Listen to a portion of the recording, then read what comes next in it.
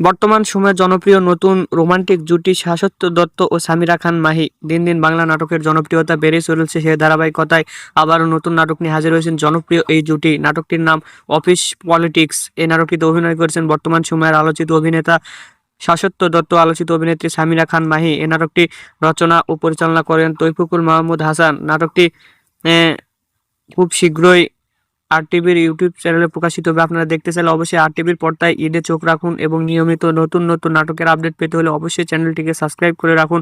পরবর্তী ভিডিওর জন্য অপেক্ষা করুন।